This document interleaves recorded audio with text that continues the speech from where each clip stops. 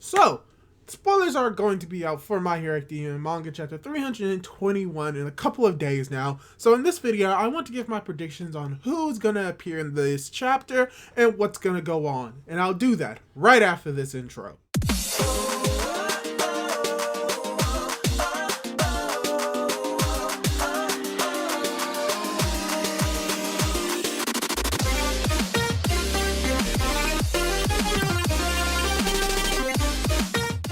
Hey guys, how's it going? It is your boy, Manga Man Drew, and I'm here to talk to you about my predictions for manga chapter 321 and what I think is going to go on in that chapter. And I'm very excited to talk about this because I do have a few lists of who I think is going to appear in the chapter, as well as a few ideas on what I think is going to happen, as well as I got a few little bit of tidbit informations and probably got a little bit explanation from a comment that I read that could have kind of predicted what was going to go down in 321 before it actually happened, so I may go over that comment too. But before we get more into the actual discussion, I'd like to ask you, if you haven't done so, to subscribe to my YouTube channel if you like this type of content, and if you want me to do more prediction videos for the upcoming chapter of My Hero Academia, leave a like on this video if you like this type of content so that I'll know that that's something that you're interested in. And without the way, let's get right into the discussion. So, if you remember what happened in chapter 320, we had a lot of members of Class 1A conveying their feelings to Deku to try and convince him to come back to UA, or at the very least, have them help him in his fighting against All for One. And when it came to that chapter, I actually have a list of how many of the Class 1A members that actually either said something directly to Deku or appeared in the chapter with a spoken line, and we have a lot of people, like over half the Class 1A students either made a comment in this chapter or conveyed some piece of information to Deku to try and convince him to stay. And from that list, we have Iida, Bakugo, Ochako, Koda, Sero, Jiro, Ojiro, Sato, Momo, Tokoyami, Kamenari, Shoji, Furapi, and Shoto. So we did get to see a lot of Class 1A in that chapter, but when it comes to the people that actually conveyed their feelings to try and convince Deku to stay, in actuality, only like the latter half of that list, and even if you exclude Iida, Uraraka, and Bakugo, yeah, that's pretty much half the class that told Deku their reasons why he should stay at UA, or why he should come back with them, or why they should be able to help him. And so what I'm predicting is going to be next chapter is that we're going to be seeing the other half of the students try to convey their feelings to Deku as well. We may get other members from what we listed also try to convince Deku even more. Most likely Iida is going to be there, Ochako, most likely we're going to get more Bakugo, as we've seen in the past few chapters. Bakugo is going to be the main instigator for all of this, and potentially we're going to get a follow-up for Shoto as well as Furapi, them trying to convince him as well, since they were the last ones that we saw at the end of chapter 320, specifically Furapi. So most likely they're going to try and say a little bit more at the beginning of chapter 321 to try and convince Deku to stay, or at the very least come back with them to UA. And now let's go into the students that we didn't see in this chapter and may appear next chapter. And what I'm also going to do is talk about how they may try to convince Deku to stay or go back to UA based off their relationships that they have with them. And when it comes to these last few, a lot of them do have like a close relationship to Deku in one way or another. And the characters that I'm going to be talking about are Aoyama, Mina, Kirishima, Hagakure, and Mineta. So yeah, I think I really want to start with Aoyama because when it comes to all of these characters, he may have the best relationship with Deku. And the reason why I bring this up is because Aoyama to Deku was probably his real first friend of the class, because if you remember correctly, the connection that both Deku and Aoyama have is that their quirks aren't necessarily the best fit for their body, because when we see that Aoyama during that one moment where we may have thought that he was the traitor, where he was being very suspicious, he was being very creepy towards Deku, and that's something that Deku brought up. In actuality, the reasoning why he was doing all this is because he wanted to be friends with Deku, because we then get the explanation for how Aoyama's navel laser does not fit well with his body, and that the reasoning why he's really wearing that belt is so that the laser doesn't leak out because it doesn't match his body. And he brings up the fact that Deku's quirk also doesn't match his body, because it does damage to Deku himself when he uses it. So when it comes to their connection, they have the connection of having a quirk that isn't necessarily built for them. And this is something interesting because Aoyama now knows about One for All, so most likely he's going to try to connect with Deku, most likely in his flamboyant self. It's like, Deku, I understand that you have a quirk that doesn't fit with your body. I understand it as well, which is why we can both relate to it. That's why we both became friends. So come back to UA, Deku, because I understand the pain that you're going through with a quirk that doesn't fit your body. You don't have to go through it alone. The same way you were with me, I'll be there for you. So yeah, when it comes to Aoyama, he will most likely have like something impactful to say because he and Deku directly shared an impactful moment with their quirks not fitting with their body. So that's what I kind of predict Aoyama is going to do. When tying into the idea of how Aoyama may try to help and restrain Deku, as well as like telling him what he needs to know in reference to Deku, we get into Hagakure. And when it comes to Hagakure, she, among everyone that I'm going to be listing off, may have the weakest relationship with Deku. And I'm not saying that the relationship isn't important or anything, but I mean, just in comparison to the other characters that I have, her relationship with Deku is not really that great. The only thing that I can see from what I'm reading and what I know is that she has a connection with Deku by the fact that at one moment towards the beginning of the series, with her first team-up mission, not necessarily first team-up mission, but during the first term final exam arcs, that she, along with Iida, Ochako, Suyu, and Shoto were all sitting at the same cafeteria table talking about how they're going to be passing the practice exam. And you may be thinking, well, that doesn't seem that close-knit. My response to that is that you haven't been to high school, because sitting at a lunch table with specific people is very indicative of how close you are with those people in a social hierarchy. I should know. I freaking hated doing that. So yeah, I'm going to say that they're close enough, because if they weren't, they wouldn't be sitting at the same table. But to get a little bit more specific, we may not see her actually build that same close connection to Deku as these other characters that I'm going to list will do. But what we do know is that both Aoyama and Hagakure do have a way of building off of each other, working with each other's quirks, since Hagakure is invisible and Aoyama can shoot lasers that emit light. Most likely they will have a combo attack that will blind Deku to an extent, which could potentially allow another character to come in and swoop in and try to capture Deku. And who could possibly do that? Well, here's the other character that actually has a very close connection with Deku, and that is Mineta. Okay, I know people hate Mineta. And I understand why people hate Mineta. He's a pervert. He's creepy. He's the archetypal pervert character. But I don't hate him.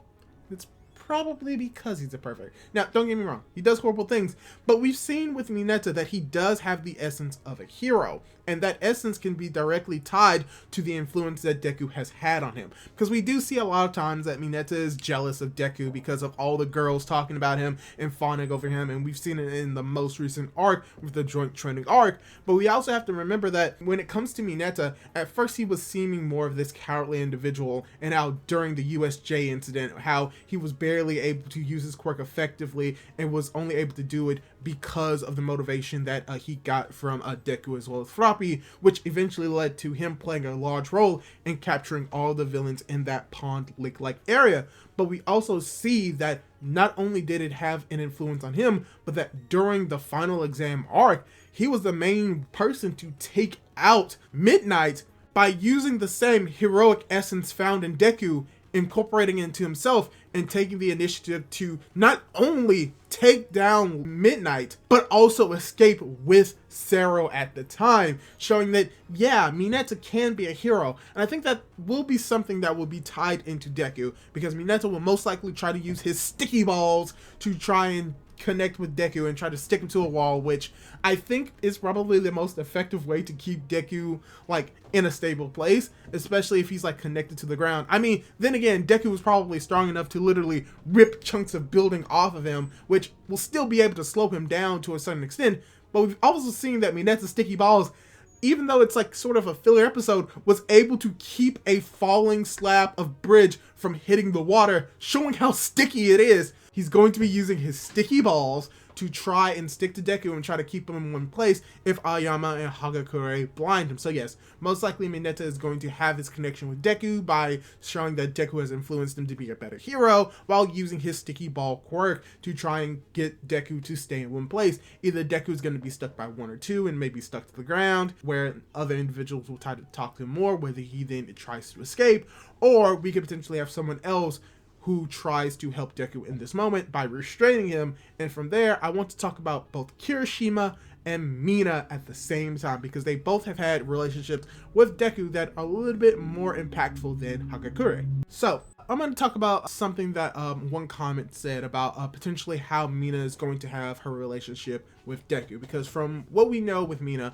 her connection with Deku probably comes more closely related to the cultural festival, where Deku asked Mina to help him dance so that he can learn how to dance better, so that he could dance on stage for Eri to make her smile. So they built a connection there, but also just for the fact that Mina was also on the same team as Deku, Mineta, which also shows another connection between Mineta and Deku, as well as Uraraka during the joint training arc, and how Deku was able to, in one way or another, give her a little bit more confidence so that she could be able to do her best in the fight, which leads to her delivering the final blow on one of the Class 2B members that allows them to have them. So yeah, that may also be another connection between Deku and Mina and Deku and Mineta. But what this specific comment that I want to bring up, and I've brought up a few points that they've said before, the comment that I'm talking about comes from Yi Ching Lao, who brings up the idea that when it comes to Mina, that she's going to be mad at Deku for making Uraraka cry. And I find this to be very interesting and plausible because of how Mina has been influenced, or specifically likes the gossip of Uraraka, and whether she likes Deku or Iida. And pretty much by the time that Deku leaves and she sees Uraraka's reaction to Deku leaving, she may put it together like, oh, she likes Deku, so she may be mad at Deku for how he made Uraraka cry, because Uraraka has a relationship or wants to have a relationship with Deku. So that may be her connection with Deku as well as the fact that she may bring up like, oh, I taught you how to dance, you were a great leader during the joint training arc. That is also possibility, but I like the idea that she may bring up the idea of Deku hurting Uraraka, which could lead to Ochako going into her reasoning for why Deku should stay and come back to UA. Also, possibly how Mina could hold Deku in place to prevent him from escaping with her acid man.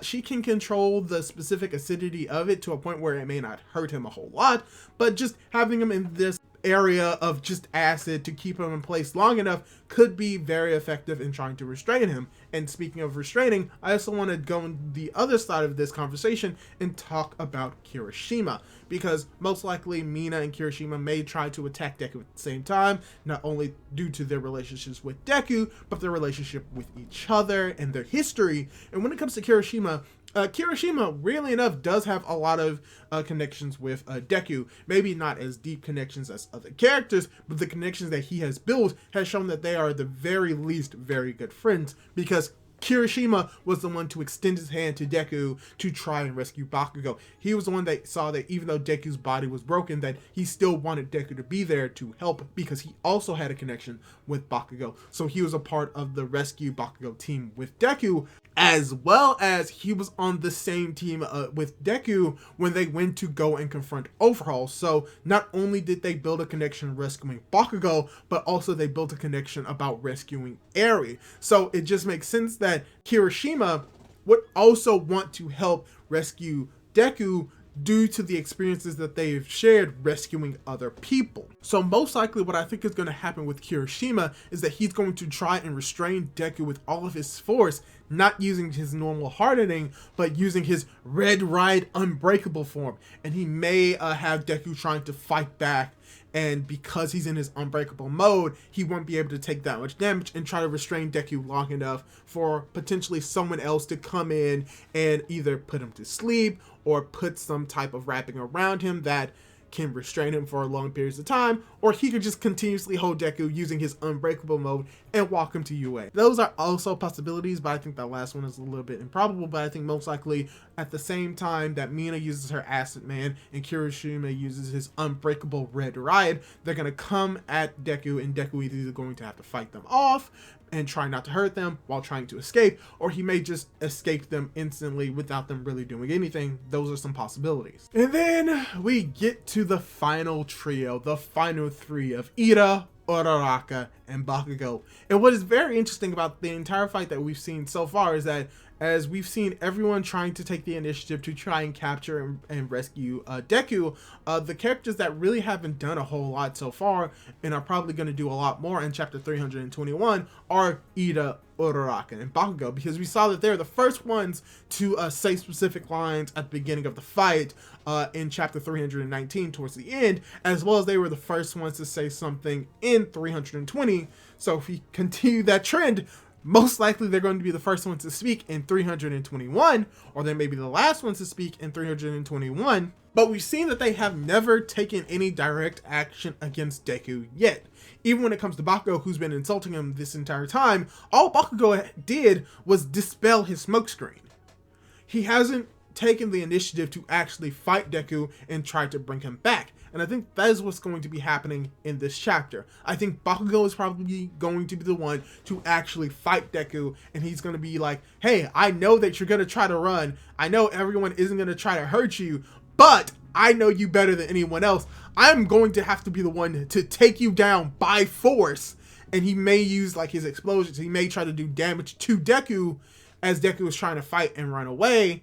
And that's only because he understands that that is what he has to do. And it will be very interesting to say, even if Bakugo is attacking Deku, that Deku's danger sense isn't going off because Bakugo is doing this to try and save Deku. So that would be cool. And that same logic can also apply to Iida, because Iida can move very fast. If Bakugo is unable to stop Deku, or if Deku is able to get far away enough from everyone else for their plans to not go well, Iida is probably the fastest in the class and could catch up to Deku in an instant and could kick him and send him back in the direction where everyone else is, because we've seen that the cast isn't afraid to use force. Tokoyami literally forced Deku into a building using his dark shadow. So I can see Iida potentially kicking Deku, probably not hard enough to like really damage him, but to send him back into the area where everyone else is, where Deku could eventually learn that, yeah, I may have to fight back a little bit to try and get away and could accidentally hurt someone. But yeah, Iida also has a connection with Deku. Iida was the one that abandoned Deku during the entrance exams for the arc, and he realized, oh, what I did wasn't heroic. So Deku has always had this influence on Iida to make him a little bit more heroic, and with his fight with Stain, with Shoto, and Deku, he learned about the importance of being a hero, which is to focus more on rescue than it is actual fighting. So that will play a role in him trying to save Deku, as well as potentially any other situation further down the line. But most likely Iida is going to bring up Stain and how that situation changed him, as well as the Bakugo rescue arc, and how he has now focused on rescuing people instead of necessarily fighting, and that in this instance he's trying to rescue Deku. So most likely that is what Iida is going to say. But probably the most interesting thing of the characters that I've listed, Bakugo is obviously going to be insulting Deku and trying to actually fight him and bring him back by force. That's what Bakugo does. Iida's going to try to rescue Deku with his speed, because that's what he does.